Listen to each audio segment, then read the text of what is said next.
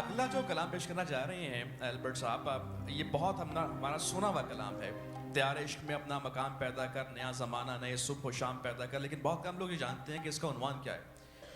ये असल में इसकी एक पीछे तारीख है इस कलाम के पीछे। ये जब अल्लामा इकबाल यूरोप में सफ़र कर रहे थे तो उनके बेटे डॉक्टर जावेद इकबाल, जो कि उसके छोटे से बच्चे थे, उन्होंने ख़त में लिखा कि मुझे वापसी के ऊपर मेरे लिए एक इंस्ट्रूमेंट ग्रामोफोन लेके आइएगा।